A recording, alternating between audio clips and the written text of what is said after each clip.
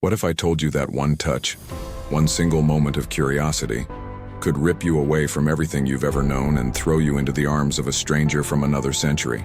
Dr. Elena Hartwell thought she was just doing her job, an archaeologist, a woman of science, someone who believed in facts, not fairy tales. But when she touched that ancient Celtic ring buried in Scottish soil, she discovered that some legends are terrifyingly real. One moment she was in 2024, the next she was staring into the storm-gray eyes of Alasdair MacLeod, a Highland warrior who claimed she was his betrothed, a man she'd never met, in a time she didn't belong to, speaking vows that would bind her to a life she never chose. But here's the thing about arranged marriages. Sometimes the heart has plans that destiny never saw coming. This is the story of a woman who traveled 3 centuries to find the love she never knew she was searching for. A story of magic, sacrifice, and the dangerous question that will haunt you long after it ends. If you could choose between the life you knew and a love that defies time itself, what would you do? Welcome to Between Worlds and Promises. Trust me, you're not ready for this journey. Dr. Elena Hartwell's hands trembled as she brushed centuries of dirt from the silver ring, and she couldn't shake the feeling that it was watching her. The Celtic knotwork seemed to pulse under the harsh excavation lights, each intricate curve telling a story she couldn't quite grasp. Her colleagues had already packed up for the day, leaving her alone with the artifact that had been calling to her since the moment they'd unearthed it from the ancient Scottish soil. Just another piece of jewelry, she whispered to herself, but her voice cracked with uncertainty. The ring felt warm against her palm, impossibly warm for something that had been buried for God knows how long. As an archaeologist, Elena had handled thousands of artifacts, but none had ever made her heart race like this. None had ever whispered her name in a language she didn't recognize. The site supervisor had mentioned the locals' warnings about this particular dig, something about cursed ground and lovers who vanished into thin air. Elena had laughed it off then, but now alone in the fading Scottish twilight, those warnings felt less like superstition and more like prophecy. The ring seemed to grow heavier in her hand, as if it carried the weight of untold stories. She should have put it back in the artifact bag, should have followed protocol, should have waited for proper analysis. But as thunder rumbled overhead and the first drops of Highland rain began to fall, Elena found herself slipping the ring onto her finger. The moment the silver touched her skin, the world tilted sideways, and she realized some discoveries choose you. What Elena didn't know was that the ring had been waiting 3 centuries for her touch, and some waits demand a price that changes everything. The hotel room dissolved around Elena like sugar in rain, and for a terrifying moment, she existed nowhere at all. One heartbeat she was staring at her laptop screen. The next she was falling through what felt like liquid starlight. Time stretched and compressed, and she could swear she heard voices calling her name. Voices that sounded like home, though she'd never heard them before. When solid ground finally caught her, it wasn't the worn carpet of her hotel room. Stone walls rose around her, lit by flickering torches that cast dancing shadows across tapestries she'd only seen in museums. The air smelled of wood smoke and something else, something wild and untamed that made her pulse quicken. This wasn't 2024 anymore, and every instinct she possessed screamed that she was in terrible, wonderful danger. "Caesar!" The command came in accented English, harsh and commanding. Elena spun around to find herself surrounded by men in Highland dress, their faces painted with suspicion and something that looked disturbingly like fear. Their weapons gleamed in the torchlight, and she realized with crystal clarity that her jeans and Columbia jacket marked her as something impossible in their world. The largest of the men stepped forward, his eyes the color of storm clouds. "What manner of creature are you?" he demanded, and Elena's breath caught. Not because of the sword in his hand, but because something deep in her soul recognized him. The ring burned against her finger like a brand, and she understood with devastating certainty that this moment had been written in the stars long before she was born. But recognition is a double-edged sword, and Elena was about to learn that some destinies come with a price tag that could cost her everything she thought she knew about love. Alasdair MacLeod had seen many strange things in his 32 years, but nothing had prepared him for the woman who'd appeared in his courtyard like something out of a fever dream. Her clothes were unlike anything he'd ever seen, fabric that seemed to shimmer with an otherworldly quality, and shoes that looked like they'd been crafted by fairy folk. But it was her eyes that stopped him cold. Eyes that held knowledge of things that hadn't happened yet. "She's a witch?" His cousin Duncan hissed, sword still drawn. "Look at her garments, the way she appeared from nowhere. We should burn her before she curses us all." The other men murmured agreement, and Alasdair saw fear creeping into their faces like poison. He'd seen what fear could do to good men, how it could turn them into monsters faster than any curse. But as Elena swayed on her feet, clearly overwhelmed and terrified despite her brave facade, something protective stirred in Alasdair's chest. Maybe it was the way she looked at him, not with the calculating interest of the women his uncle kept pushing at him, but with a desperate hope that cut straight through his defenses. Maybe it was the ring on her finger that seemed to catch the torchlight in impossible ways. "She's my betrothed," he heard himself say, the lie rolling off his tongue smooth as Highland whiskey. The words surprised him as much as they did his men, but once spoken, they felt strangely right. From the Mackenzie clan in the far north, the journey has affected her mind. Elena's eyes widened, but she had the intelligence to stay silent. His uncle Hamish pushed through the crowd, his weathered face skeptical. "Betrothed? You've said nothing of this, nephew."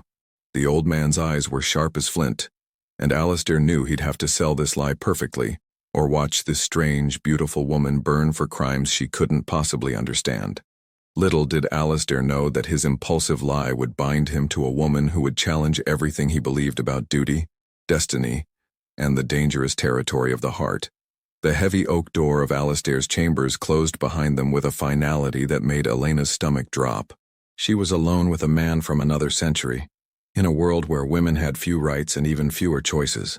The ring on her finger felt like it was burning a hole through her skin, and she couldn't shake the feeling that she'd stepped into a trap that had been waiting centuries to spring. "You can drop the act now," Alasdair said quietly, pouring himself a measure of what looked like whiskey from a crystal decanter. His hands were steady, but Elena caught the tension in his shoulders, the way he kept glancing at her as if she might vanish as suddenly as she'd appeared. "I know you're not from any clan I've heard of." Elena's mind raced. How much could she tell him without sounding completely insane? "I'm lost," she said finally, and it was the truest thing she'd ever spoken. "Very, very lost, and I have no idea how to get home." The admission felt like stepping off a cliff, but something in his storm-gray eyes made her want to trust him.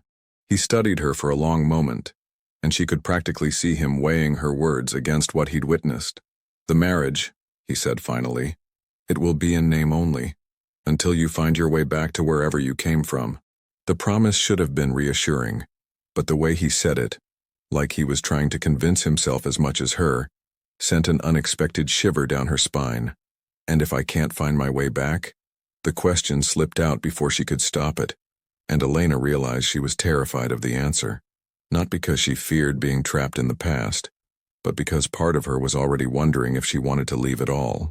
The look that passed between them in that moment held the seeds of something that would either save them both or destroy everything they thought they knew about love and sacrifice. Moira MacLeod had the sharp tongue of a woman who'd learned early that words could be deadlier than swords, and she wasn't about to let her brother's mysterious bride-to-be off easy. "Hold still," she commanded, yanking the laces of Elena's borrowed dress tight enough to make breathing an adventure.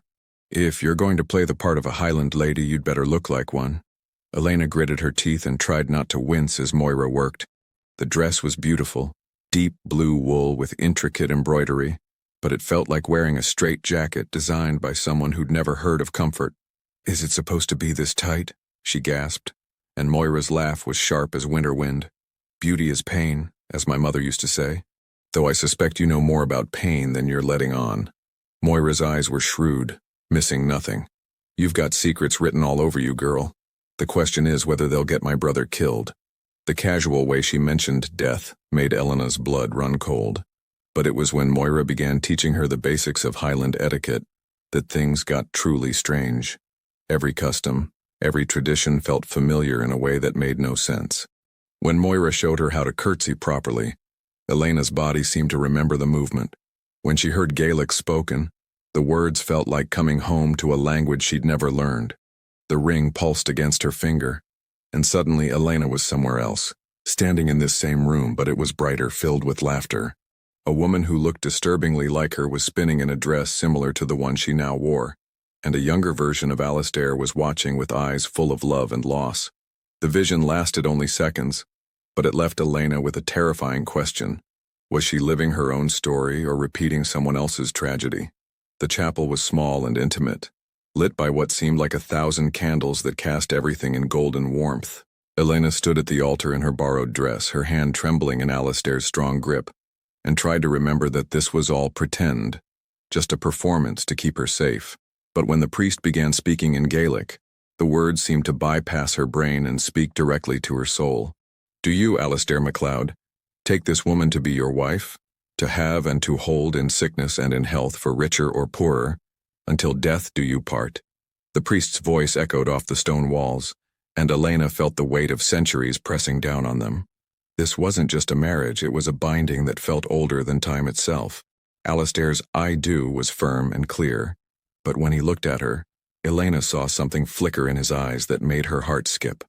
Not duty or resignation, but something warmer, more dangerous. When it was her turn to speak the vows, her voice came out stronger than she'd expected, and the ring on her finger grew so warm it was almost painful. The kiss that sealed their union was supposed to be brief and ceremonial. Instead, it lingered just long enough to make Elena's knees weak and her carefully constructed walls start to crumble. When they broke apart, Alasdair's pupils were dilated and she could see her own confusion reflected in his face. That night, they lay in his massive 4-poster bed with what felt like an ocean of space between them, both pretending to sleep. But Elena could hear his breathing, could feel the heat radiating from his body, and she knew with crystal clarity that this arrangement was going to be far more complicated than either of them had bargained for. What neither of them realized was that some vows, once spoken, take on a life of their own, and the ring on Elena's finger had been waiting 3 centuries to make sure these particular promises were kept. Elena woke to an empty bed and the sound of her own heart breaking, though she couldn't understand why. Alasdair had left before dawn without a word, and the space where he'd lain was already cold. She pressed her face into his pillow, breathing in the scent of him, something wild and clean that made her think of Highland storms, and tried to convince herself that the ache in her chest was just homesickness. The castle felt different in daylight, less like a fairy tale and more like a living, breathing entity with secrets in every stone. Elena wandered the halls, her borrowed slippers silent on the worn floors, and found herself drawn to a portrait gallery that seemed to stretch on forever. The faces that stared down at her were all MacLeods, she realized. Generations of storm-eyed Highlanders who'd lived and loved and died in these very rooms. But it was the portrait at the end of the hall that stopped her cold. The woman in the painting could have been Elena's twin. Same dark hair, same green eyes, same stubborn chin. The nameplate read, Xaume MacLeod, 1715 to 1716, and Elena's blood turned to ice. 1 year. This woman had lived in the castle for exactly 1 year before. What? Disappearing? Dying? The ring on her finger began to burn, and suddenly Elena was there. In the painting. In that woman's life. She could feel Cauime's love for her Highland husband, her desperate fear as she realized she was fading, becoming translucent. The ring had brought her across time, but it couldn't let her stay. Not unless... She looks like you. Moira's voice cut through the vision like a blade, and Elena spun around to find Alasdair's sister watching her with knowing eyes. My great-great-grandmother. Family legend says she appeared one day and vanished the next, leaving only heartbreak and that ring you're wearing. Elena's hands shook as the terrible truth began to dawn. She wasn't the first woman the ring had brought across time, and if the pattern held, she wouldn't be the last to break a MacLeod man's heart. Sleep, when it finally came, brought no peace. Elena found herself in a grand ballroom that existed nowhere in the castle she knew, wearing a gown that seemed to be made of starlight itself. Music filled the air. Not the folk tunes she'd heard the servants humming, but something richer, more complex, like a symphony written by angels. Alasdair was there, but not as she knew him. This version was younger, his face unmarked by the responsibilities that weighed on him now. He moved toward her through the crowd of dancers, his eyes never leaving hers, and when he took her hand, Elena felt complete in a way she'd never experienced in her waking life. You came back to me, he whispered against her ear as they swayed to the music, and Elena's heart clenched with a longing she didn't understand. I knew you would. I've been waiting so long. His words made no sense, but they felt true in the way that dreams sometimes do, more real than reality itself. But even as they danced, Elena could feel something pulling at her, trying to drag her away from the warmth of his arms. The ballroom began to fade around the edges, and she could hear voices calling her name from somewhere far away. "Don't let me go," she pleaded, clinging to him desperately. Elena woke with tears on her cheeks and the taste of goodbye on her lips, only to find Alasdair sitting up in bed beside her, his face pale in the moonlight. "You felt it too," he said, and it wasn't a question. They stared at each other across the darkness, both shaken by the intensity of what they'd shared. Neither of them spoke of love, but the word hung between them like a promise and a threat, because they were beginning to understand that some connections transcend time itself, and some prices are too high to pay. "You ride like you're afraid the horse is going to sprout wings and fly away," Alasdair said, his voice warm with barely contained laughter. Elena shot him a glare that could have melted steel, but she couldn't deny the truth of his words. The massive Highland pony beneath her felt like a barely controlled earthquake, and she was pretty sure it knew she had no idea what she was doing. "In my clan," she said carefully, "we don't ride much. We prefer to walk." It was a weak excuse, but Alasdair didn't call her on it. Instead, he guided his own horse closer, his leg brushing against hers as he reached over to adjust her grip on the reins. The contact sent electricity shooting up her arm, and from the way his breath caught, she knew he felt it too. "Trust the horse," he murmured, his hand covering hers on the leather. "And trust yourself. You're stronger than you think." His words were about riding, but Elena heard the deeper message underneath. When she finally relaxed into the rhythm of the horse's gait, she felt something shift inside her, a sense of belonging she'd been searching for her entire life. They rode in comfortable silence after that, and Elena found herself stealing glances at her husband. Because that's what he was, she realized with a start. Not just her protector or her cover story, but her husband in the eyes of God and clan law. The thought should have terrified her, but instead it filled her with a warmth that had nothing to do with the Highland sun. "Tell me about your world," Alasdair said suddenly, and Elena's heart stopped. But when she looked at him, she saw only curiosity in his eyes, not suspicion. So she began to speak, carefully editing her stories, turning her memories into fairy tales that made him smile.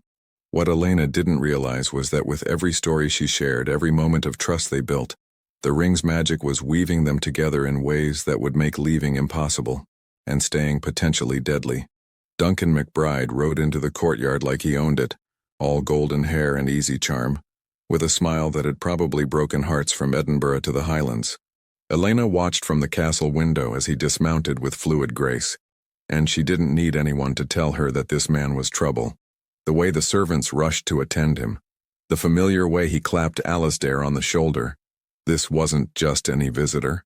"Ah, there's the mysterious bride I've heard so much about," Duncan said when Alasdair brought him inside, his blue eyes raking over Elena with an intensity that made her skin crawl. His accent was cultured, refined in a way that made her suddenly conscious of her own carefully practiced Highland speech. "Though the stories hardly do you justice, my lady." Alasdair's jaw tightened almost imperceptibly, and Elena caught the way his hand moved protectively to her lower back. "Duncan, meet my wife, Elena." "Elena, this is Duncan MacBride, my oldest friend and the biggest pain in my arse this side of Inverness." The words were light, but there was steel underneath them that made Elena's pulse quicken. "Your oldest friend who was supposed to marry you himself, if I recall correctly," Duncan said with a laugh that didn't quite reach his eyes. The words hit Elena like a physical blow, and she saw Alasdair's face go carefully blank. "But I suppose fate had other plans, didn't it? Though I have to wonder what kind of woman appears out of nowhere and steals the heart of the most eligible bachelor in the Highlands." The silence that followed was thick enough to cut with a dirk, and Elena realized she was holding her breath. Duncan's smile was still in place, but his eyes were calculating, measuring her reaction to his words. This wasn't just a friendly reunion. It was an interrogation disguised as banter.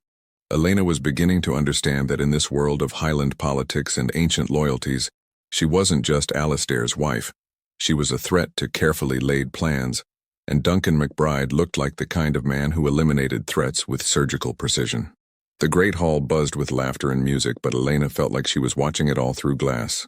Duncan had spent the entire evening regaling the gathered clan members with stories of his and Alasdair's youth, each tale designed to remind everyone, especially her, that he knew her husband in ways she never could. The worst part was how natural they looked together, like two pieces of a puzzle that had been separated too long. "Dance with me, Lady MacLeod," Duncan said, appearing at her elbow with that practiced smile. "I'm curious to see if you move as mysteriously as you appeared." His hand was already extended, and Elena knew refusing would cause a scene. But as she placed her fingers in his, she caught sight of Alasdair's face across the room, and the storm brewing in his eyes made her stomach flip. Duncan was an excellent dancer, she had to admit, guiding her through the steps with effortless skill. But his conversation was anything but effortless. "Tell me, where exactly did you say you were from?" he asked, spinning her with just a little too much force. "I know every clan from here to the borders, and I've never heard of your family." "Perhaps you don't know as much as you think you do," Elena replied, trying to keep her voice light, even as her heart hammered against her ribs. Duncan's smile sharpened, and she realized she'd just made an enemy. Around them, other couples swayed to the music, but Elena felt like she was dancing on the edge of a cliff. "Careful, lass," Duncan murmured, pulling her closer than propriety allowed. "In the Highlands, mysterious women have a habit of disappearing as quickly as they arrive. It would be such a shame if something happened to Alasdair's beautiful new bride." The threat was delivered with a smile, but Elena heard it loud and clear. When the dance ended and Alasdair appeared at her side like an avenging angel, Elena realized that some rivalries run deeper than friendship, and she was about to become the prize in a game she didn't understand.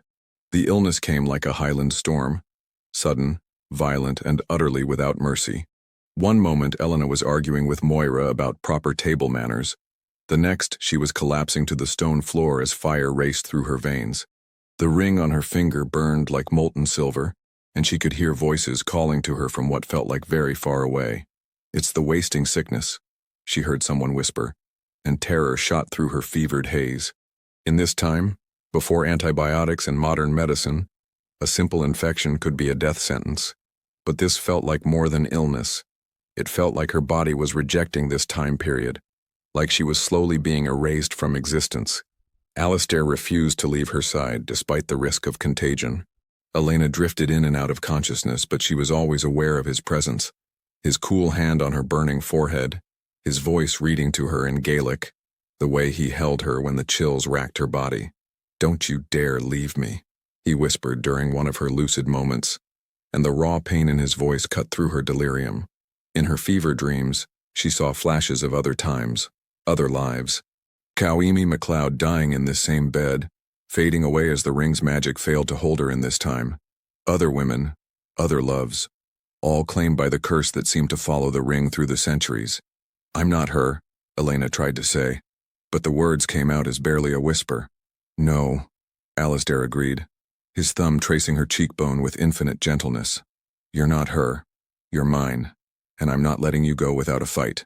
His declaration should have been possessive, controlling, but instead it felt like a lifeline thrown to a drowning woman. As Elena's fever broke on the third day, she realized that somewhere between the vows and the vulnerability, she'd stopped thinking of Alasdair as her temporary protector and started thinking of him as home.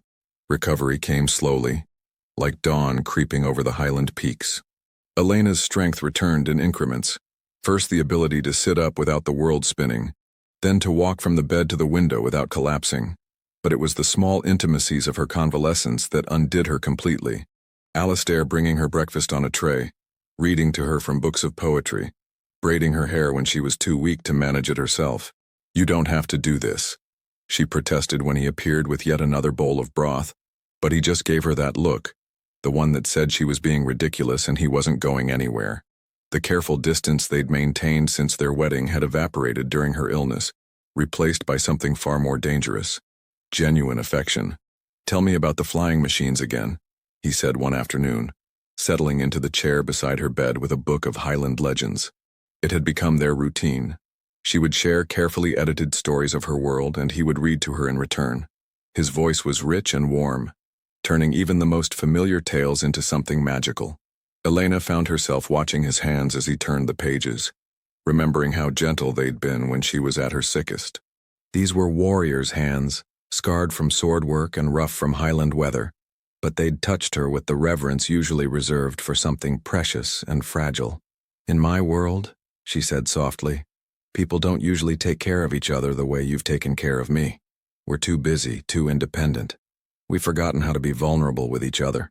The admission slipped out before she could stop it, and she saw something shift in Alasdair's expression. "Maybe," he said, closing the book and reaching for her hand, "your world could learn something from ours." The way he said it made Elena wonder if he was talking about more than just caring for the sick, and if she was ready for whatever lesson he wanted to teach her.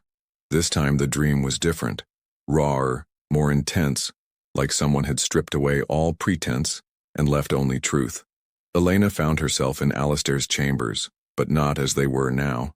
These rooms were filled with afternoon sunlight and the sound of laughter, and she was wearing nothing but a shift that felt like silk against her skin. "You're leaving," Alasdair said, and his voice was broken in a way that made Elena's heart shatter. This dream version of him looked older, more weathered, as if he'd lived through years of loss in the space of moments. "The ring is calling you back, isn't it? I can see it in your eyes." "I don't want to go," Elena heard herself say, and the words felt torn from her soul. "But I don't know how to stay. The magic that brought me here, it's not mine to control."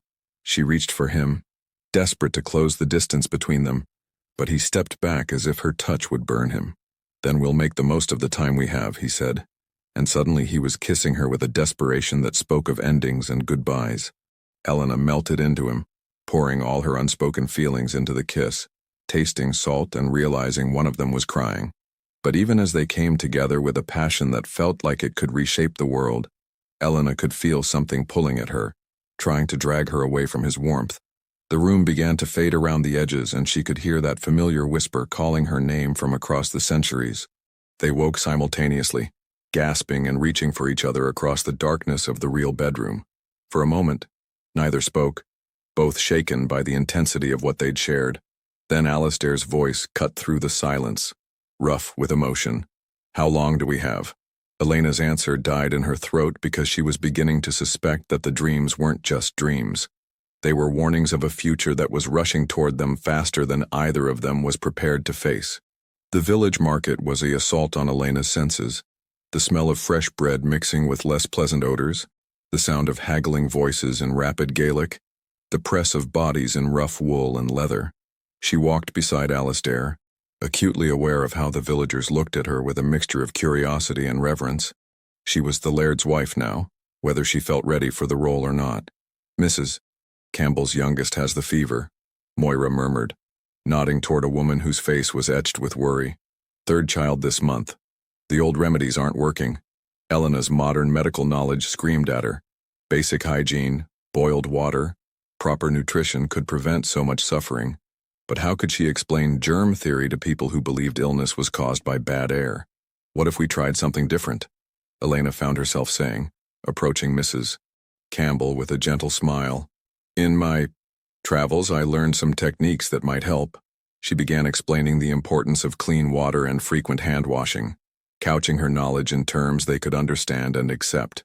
Alasdair watched her work with growing amazement. This wasn't the frightened woman who'd appeared in his courtyard. This was someone who cared deeply about people she'd just met, who used her mysterious knowledge to heal rather than harm.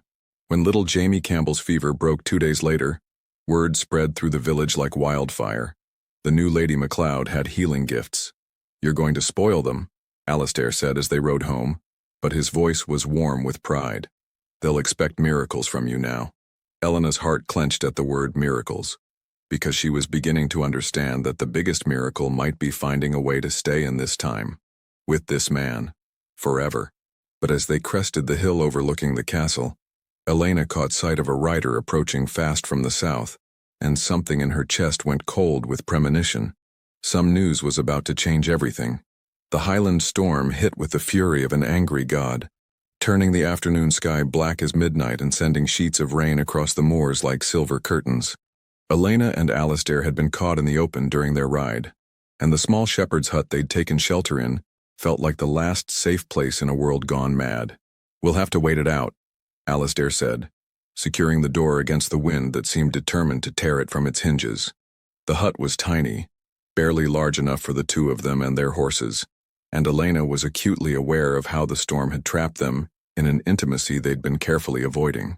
Lightning illuminated the single room in stark detail, rough stone walls, a simple hearth, and a pile of wool blankets that looked like they'd seen better decades. Elena shivered in her wet clothes, and without a word, Alasdair began building a fire with the practiced efficiency of a man who'd spent his life in the Highlands. "You're bleeding," Elena said, noticing the cut on his hand where he'd scraped it against the stone. She moved toward him instinctively, her modern first aid training overriding her nervousness about their proximity. "Let me see." His hand was warm and calloused in hers, and she tried to ignore the way her pulse jumped when his thumb brushed across her wrist. "It's nothing," he said, but he didn't pull away as she cleaned the wound with water from her flask. The storm raged outside, but inside the hut, time seemed suspended. When Elena looked up from bandaging his hand, she found Alasdair watching her with an expression that made her breath catch. "Elena," he said, her name a question and a prayer, and she realized that some storms don't just change the weather, they change everything. The morning after the storm dawned clear and bright, but Elena felt like she was drowning in sunshine. Everything that had passed between them in the shepherd's hut, the careful tending of his wound, the way he'd braided her hair by firelight, the moment when they'd almost kissed before pulling back in mutual panic, hung between them like a bridge neither was brave enough to cross. "I need some air," Elena said, practically fleeing to the castle's highest tower. But Alasdair followed her, taking the stone steps 2 at a time, and she knew there would be no escape from the conversation they needed to have. "What's happening to us?" he demanded, cornering her against the battlements.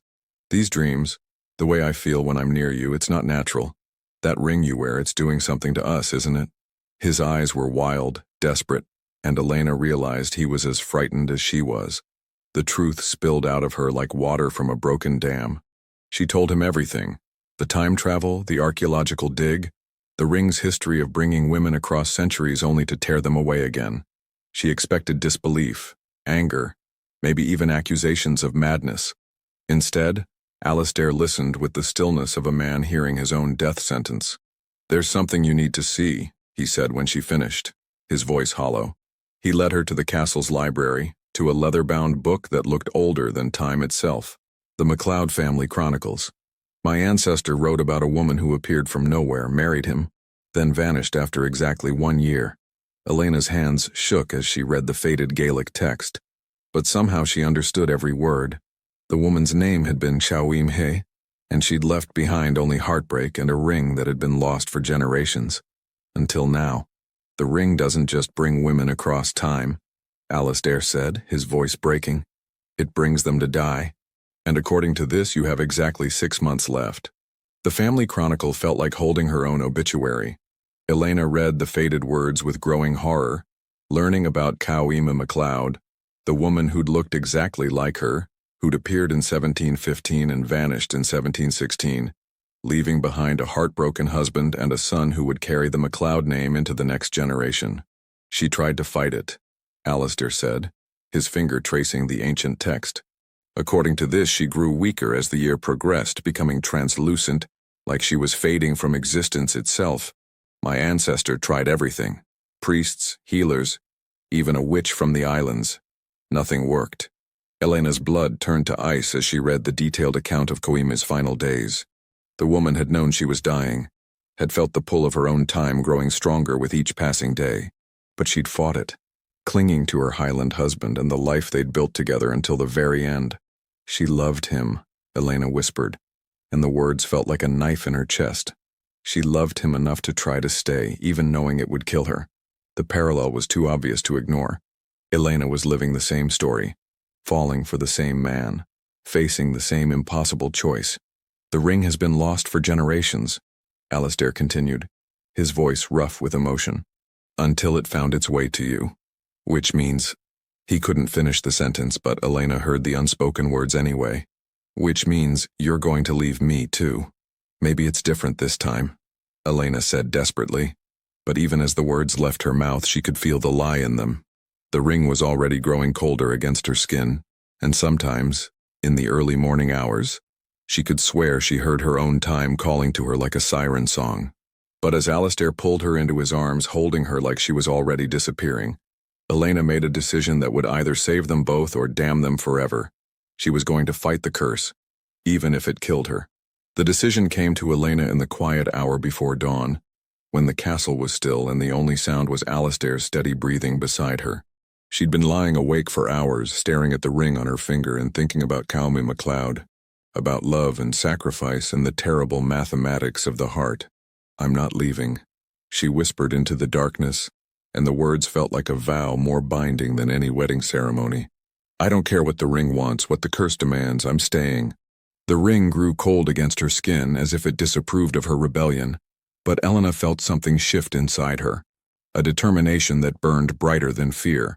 Alasdair stirred beside her, and when he opened his eyes, Elena saw her own resolve reflected back at her.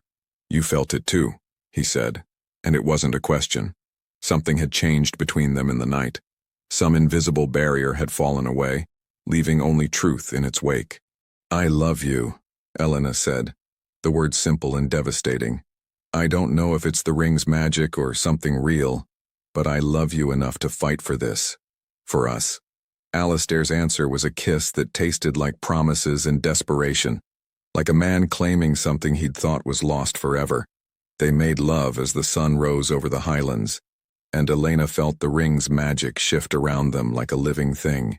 Instead of the cold pull toward her own time, she felt something warmer, deeper, a connection that seemed to root her to this place, this man, this moment. When Alasdair whispered her name against her throat, it sounded like a prayer answered. "The ring," Elena gasped, looking down at her hand. The silver band that had been growing steadily colder was now warm against her skin, pulsing with a gentle light that seemed to match the rhythm of their hearts. "It's different. I can feel it changing." For the first time since learning about the curse, hope bloomed in her chest like a flower in winter. But neither of them noticed the shadow that passed across the window, or the way the morning light seemed to flicker. Because some curses don't break easily, and the ring's magic was about to demand a price neither of them was prepared to pay. For 3 perfect weeks, Elena allowed herself to believe in fairy tales. The ring remained warm and quiet on her finger, the pull toward her own time nothing more than a whisper she could easily ignore. She and Alasdair fell into a rhythm that felt as natural as breathing. Mornings spent riding across the moors, afternoons working together to improve life for their clan, evenings lost in each other's arms. "You're glowing," Moira observed one morning, and Elena blushed like a schoolgirl. It was true. She felt radiant, more alive than she'd ever been in her own time. The villagers had fully accepted her as their lady, coming to her with problems both practical and personal. She was building a life here, putting down roots that felt strong enough to weather any storm. Alasdair was different too. The weight of loneliness that had shadowed him since their first meeting finally lifted. He laughed more, smiled easier, and the way he looked at Elena made her feel like the most precious thing in his world. "I never thought I could be this happy," he confessed one night as they lay tangled in silk sheets, moonlight painting silver patterns across their skin. But it was the small moments that convinced Elena she'd made the right choice. The way Alasdair brought her tea without being asked, how he listened to her ideas about crop rotation with genuine interest, the protective hand he placed on her back when they walked through crowds. This wasn't just passion or magical compulsion. This was partnership, the kind of deep connection she'd searched for her entire life. "I want to show you something," Alasdair said one evening, leading her to a hidden garden behind the castle. Wild roses climbed ancient stone walls and a small fountain bubbled peacefully in the center. "My mother planted this. She said every MacLeod bride should have a place of her own, somewhere beautiful to think and dream." Elena's heart swelled with belonging as she realized this garden was hers now, but the happiness was tinged with unease, because perfect moments in fairy tales usually come right before everything falls apart.